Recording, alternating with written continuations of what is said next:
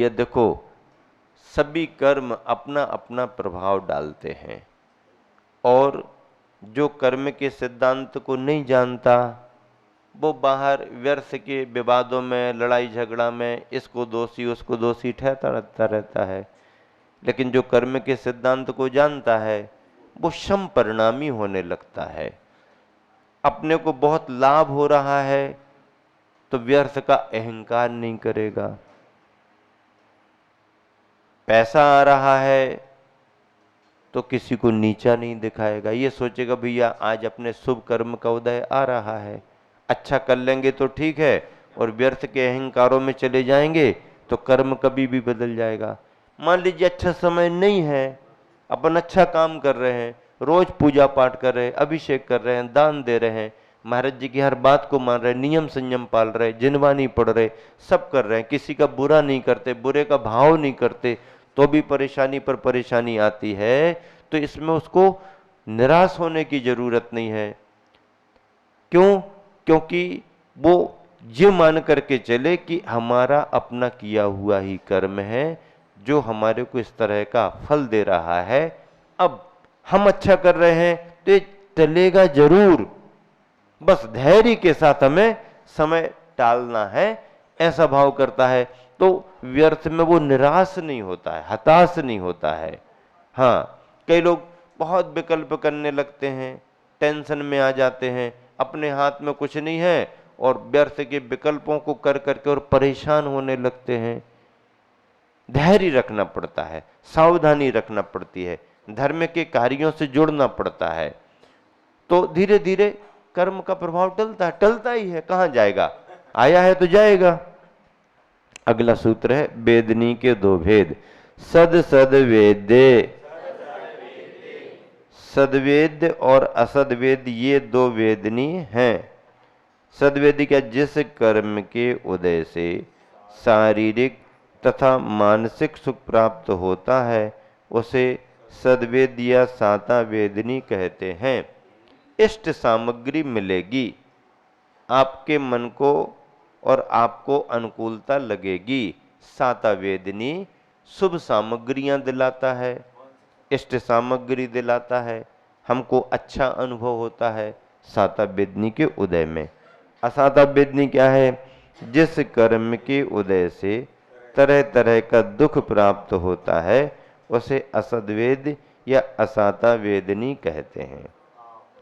असदवेद या असाता वेदनी कहते हैं। मोहिनी कर्म के 28 भेद। मोहिनी कर्म के कितने भेद हैं? 28। मूल में दो भेद हैं, दर्शन मोहिनी और चारित्र मोहिनी। मोहिनी पिता के दो बेटे, एक का नाम रख दिया दर्शन मोहिनी, एक का नाम रख दिया चारित्र मोहिनी। दर्शन मोहिनी के 3, मिथ्यात्व, सम्यक मिथ्यात्व, सम्यक प्रकृति, छोटा परिवार। चारित्र मोहिनी के 25, हाँ बड़ा परिवार है, फल फूल रहा है, फलो भी और फूलो भी। हाँ, क्या दिक्कत है? समाज बढ़ने दो, परिवार को बढ़ने दो। सदस्य ही नहीं रहेंगे तो परंपरा कैसे चलेगी? महाराज अब कौन करे बच्चों का, पढ़ाई महंगी हो गई, बीमारियों में बहुत खर्च होता है, हाँ तो अब कौन करे? नहीं, आपने गलत सोचना शुरू किया है। आपको सही सोचना, आपने गृहस्थ जीवन स्वीकार किया है तो काय के लिए स्वीकार किया है? गृहस्थ जीवन किस लिए स्वीकार किया? कुल कुटुंब को बढ़ाने के लिए किया है, कुल दीपक लाने के लिए किया है, तो कुल दीपक लाओ। नहीं महाराज, पहले तो लड़के कुल दीपक माने जाते थे, अब तो समय बदल गया है तो लड़के अब कुल दीपक नहीं है क्या? नहीं महाराज, लड़कियां ज्यादा कुल दीपक हो रही हैं। ये तुम्हारा सोच गलत हो गया, तुम लोगों ने गलत किया है। क्या किया? बच्चों बच्चों बच्चों बच्चों की जो आप लोगों ने भावनाएं की, उसका परिणाम इतनी बड़ी असमानता में आ गया कि बालिकाओं का रेशो घट गया।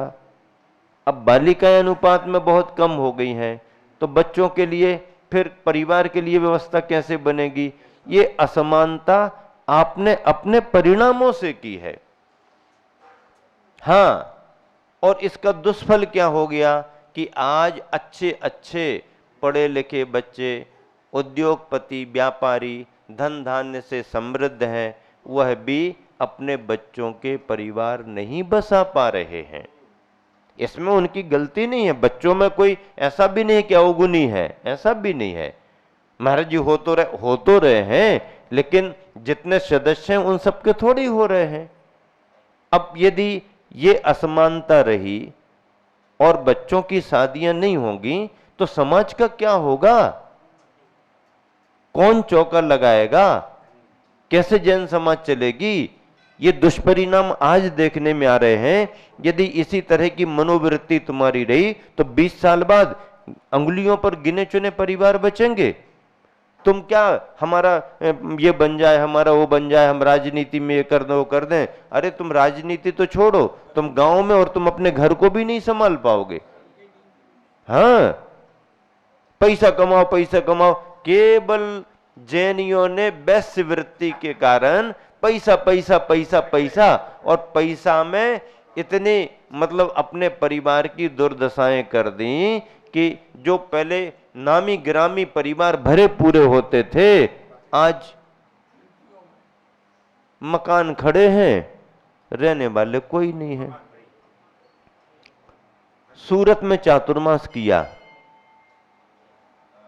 नहीं सूरत, बड़ौदा, हाँ बड़ौदा की बात है। बड़ौदा में गर्मी में हम लोग रुके, एक कॉलोनी में गए, बिल्डिंगे बिल्डिंगे बिल्डिंगे बिल्डिंगे बिल्डिंगे बिल्डिंगे, बड़ी कॉलोनी। 8-10 दिन को हम लोग गए थे, तो वहां पर देखा बहुत बड़ी कॉलोनी, लेकिन दिन भर में लोग आने जाने वाले कोई नहीं दिखे। तो कहा भैया कॉलोनी इतनी बड़ी है, आने जाने वाले, जब हम लोग जंगल को निकले तो हर घर पर एक कुत्ता और एक चौकीदार मिलता था।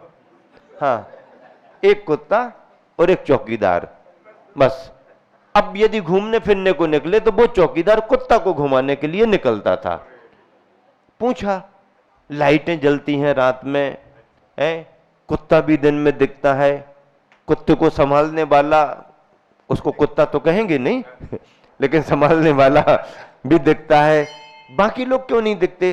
तो बोले महाराज जी ये सब गुजरात का कल्चर है, सारे बच्चे विदेशों में हैं, और बूढ़े बाड़े माता पिता बोले लगभग 90% सब अनाथ आश्रम में हैं, या जो और संस्थाएं चलती उनमें चले गए। फिर मकान क्यों बनाए? इन्वेस्ट करने के लिए, पैसा इन्वेस्ट करने के लिए। विदेशों से अब पैसा कहीं ना कहीं तो लगाना, अपने देश में बिल्डिंग बना करके रख दो। पैसे का उन्होंने इस तरह से उपयोग किया, तो बिल्डिंग बनाने में इन्वेस्ट किया, और जो जीवित बिल्डिंगें थी उनको बेस्ट खराब करके अनाथालय में डाल दिया। होली दिवाली पूछ लेते हैं, या क्या होता उससे? ये मकान बने हुए हैं, रहने वाले नहीं हैं, चौकीदार और कुत्ता बिल्कुल एक दूसरे के भरोसे। हम सोए तो तुम जागना, तुम सो तो हम जागेंगे। दिन भर चौकीदार जागता है, कुत्ता सोता है, और रात भर चौकीदार सोता है, कुत्ता जागता है। हाँ, कुत्ते को रात में नींद नहीं आती, कुत्ते को रात में नींद नहीं आती ही नहीं। उसका नाम रात्रि जागर कहा, संस्कृत में नाम है रात्रि वो रात में जागेगा ही। पक्की सीबीआई है उनकी पूरी, कौन कहां से आ रहा, गाड़ी कोई भी निकले पीछे पीछे दौड़ेगा, भागेगा। हाँ, कौन आया कैसे आया सब पता रहता उनको, और एक को पता पड़ जाए तो दूसरे को बुला भी लेते हैं, आ जाओ। कोई नया दूसरे मोहल्ले का आ जाए तो झगड़ने को सब तैयार हो जाते, तुम हमारे यहाँ कैसे आ गए, बिना निमंत्रण के कैसे आ गए, चलो अपने मोहल्ले में जाओ। ये महानगरों की स्थितियां हैं। गांव की स्थितियां क्या होती जा रही हैं? गांव में बूढ़े मकान बचे हैं और उनमें रहने वाले बूढ़े आदमी बचे हैं। क्यों? क्योंकि वृद्ध व्यक्ति का मन शहर में नहीं लगता है, वो जिंदगी भर अपने खुले में रहा है, खेती किसानी में रहा है, स्वतंत्रता से रहा है, उसका शहर में मन नहीं लगता है।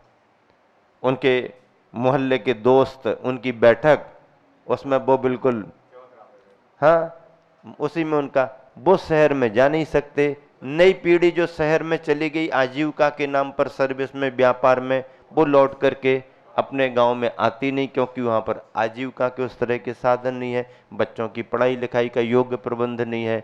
तो स्थितियां ये बन गई कि गांव के गांव खाली हो रहे हैं, या फिर बूढ़े बूढ़े बचे हुए हैं। हाँ, वो वृद्ध सौभाग्यशाली माने जाएंगे कि भले उनके बच्चे गांव में नहीं हैं, पर बच्चे आते रहते हैं और हालचाल उनके पूछते रहते हैं, और बीच बीच में अपने वृद्धों को, माता पिताओं को शहर में बुलाते रहते। पूना में ये बड़ी समस्या आ गई। पूना में जैन बच्चे बहुत हैं, और खास करके मध्य प्रदेश बुंदेलखंड तरफ के बहुत बच्चे गए। अब बच्चे सर्विस में, जॉब में चले गए, माता पिता का मन तो होता है जाने का। अब यहाँ के माता पिता धार्मिक, उनको पूजा करना, उनको अभिषेक करना, और जॉब वाले बच्चों के लिए मंदिर 20-20 किलोमीटर, 30-30 किलोमीटर दूर है। कहाँ रह रहे, क्या कर रहे, बच्चे मंदिर जा पाए ना जा पाए, माता पिता को तो जाना, बच्चों को भी संस्कार, उनकी भी इच्छा। अब उन्होंने क्या किया, ये समस्या देख करके माता पिता या तो जाते नहीं थे, और गए तो 2-4 दिन में, भैया हमारा जमता नहीं, हम तो वापस चले। तो लगा कि माता पिता गांव में रहेंगे, परेशान रहेंगे, और जो धार्मिक बच्चे रहे उन लोगों ने प्लान किया, और बड़ी लैंड लेकर के, अच्छी 5-10 एकड़ की जमीनें लेकर के, 10-10 एकड़ की जमीनें लेकर के, और उसमें प्लाटिंग, जैन कॉलोनियां बनाई, केवल शुद्ध दिगंबर जैन समाज के लिए कॉलोनी बनाई। उसके अंदर मंदिर, उसके अंदर कुआं, उसके अंदर पाठशाला का स्थान। और ऐसा करने से जितने माता पिता ये सोचते थे हमारा बच्चा चला गया, उसके पास हमारा धर्म नहीं होता, हम तो जाएंगे नहीं, अब वो 2-2, 4-4 महीना आराम से रहते हैं, और गेट के बाहर जाना नहीं, अंदर ही मंदिर, अंदर ही कुआं, अंदर ही बच्चों की पाठशाला। बस फिर करना क्या है, इतना धर्म हो गया तो माता पिता कहीं भी रह सकते हैं। हाँ, एक काय के लिए वे तुम गृहस्थ बने, एक के लिए बने, इससे अच्छे तो महाराज माता जी बन जाते हैं। गृहस्थ भी बने और कुल कुटुंब के लिए दिया भी थोड़े ही से, अरे 10-12 दिया जलाओ ना। क्या क्या है, जैन समाज बढ़नी चाहिए। यदि समाज नहीं बढ़ेगी, ये कोई अधर्म थोड़ी है, इसको अधर्म किसने कहा। यदि इसे अधर्म कह दिया जाए तो श्रावकाचार में श्रावक धर्म क्यों लिखा गया, श्रावक धर्म क्यों लिखा गया, श्रावकाचार धर्म नहीं है क्या, श्रावकाचार में ये लिखा है क्या, नहीं विवाह तो करना लेकिन एक ही संतान होना। क्या तीर्थंकर आ रहे हो तो बात अलग है। हाँ, तीर्थंकर आ रहे हो तो बात अलग है, तीर्थंकर आ रहे हैं, सपने तुम अच्छे नहीं देख रहे, तीर्थंकर आएंगे। पहले सपने तो देखो अच्छे, 16 के सपने देखो। सुदर्शन पंडित जी हैं, बहुत स्वाध्याय करते हैं, कराते हैं। प्रज्ञा सागर जी महाराज जी के भैया हैं, चिंतनमती आरिका माता जी है ना, उनके भैया हैं, स्वाध्याय में आते हैं। प्रमाण सागर जी महाराज जी के पास रहते, आचार्य के पास जाते हैं, हमारे पास भी आते रहते हैं। तो अब उनको सब मसाला देना पड़ेगा ना। तब तो वो प्रवचन में बोलेंगे। तो देखो, अब माता को 16 ही सपने क्यों आते बताओ, 17 आ जाए, 18 आ जाए, 20 आ जाए, 15 आ जाए, 10 आ जाए, 16 क्यों आते। हम तो ऐसा कहते हैं कि माता के सपने सच्चे शुद्ध 16 के हैं, इसलिए 16 है। माता के सपने सच्चे शुद्ध 16 के हैं, इसलिए 16। ऐसे 16 के सपनों से अकेले तीर्थंकर आए तो कोई बात नहीं।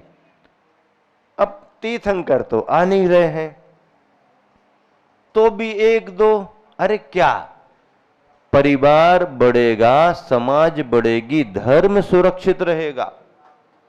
आचार्य श्री भी कहते हैं, ये उपदेश है, कोई आदेश थोड़ी है। जो गृहस्थी में है वो अपना निर्णय करेगा, लेकिन श्रावकाचारों में लिखा है तो मुनियों को उपदेश देना पड़ता है और देना भी चाहिए। समाज यदि रहेगी नहीं तो जिन शासन जिन धर्म चलेगा नहीं। हाँ, इसलिए अपने परिवार का ध्यान रखते हुए तुम बाकी चिंताएं छोड़ो। सबका भाग्य अपना अपना होता है।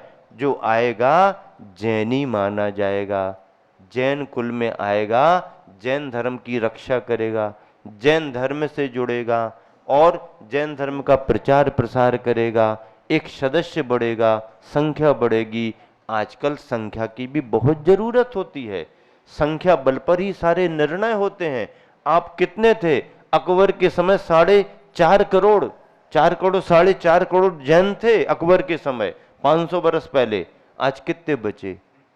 पहले 20-20 करोड़ जैन थे, आज कितने बचे? और ऐसी ही मानसिकता बनाते रहे तो धीरे धीरे धीरे धीरे हजारों में आ जाएंगे। और हो सकता पंचम काल के अंत में धर्म नष्ट होगा तो होगा, तुम पहले ही धर्म नष्ट कर दोगे, तुम ही नष्ट करोगे। क्यों? तुम्हारी मानसिकता वैसी बन गई। इस मानसिकता को बदलना चाहिए और अपने मोहिनी कर्म जैसे 28 के परिवार हाँ, अब इतने बड़े बड़े परिवार ने रखे। नाम कर्म के तो 93 हो जाते हैं। नाम कर्म के 42 को बढ़ा दो तो 93। इतना बड़ा परिवार नाम कर्म का कैसे चला? संयुक्त परिवार। पहले 10-10 भाई बहनें रहते थे, 11-11, उनके 7 भैया, 7 भैया थे तो 7 भैया हो गए। और अब 5-5, 6-6 बहनें, 5-5 भैया, 11 हैं। क्रिकेट खेलना हो तो किसी को बुलाने की जरूरत नहीं, सब खड़े हो जाओ, घर में ही टीम बन गई। 7-7, 8-8 भैया, 5-5, 6-6 बहनें, और सब मिलकर के खूब घर के काम करते थे। पानी भरने जाएंगे, अनाज पीसेंगे, दूध वगैरह लगेगा, सार साफ होगी, कपड़े धोना, नदी पर जाना, घी मथना, दही मथना, घी निकालना, कितने सारे। और उनका भोजन भी होता था तो उनके हिसाब से भोजन होता था। हाँ, पौष्टिक भोजन, शुद्ध भोजन और अच्छी खुराक। तब स्वस्थ भी रहते थे, बलिष्ठ भी रहते थे। अब सब पान जैसे पत्ते, कच्चे कच्चे, पीले पीले। महाराज, बच्चा खाता नहीं है, पीता नहीं है, बीमारी। अब क्या कहें उनके लिए? खाना पीना नहीं है, स्वस्थ कैसे रहें? समय हो गया। इतना ही महावीर भगवान।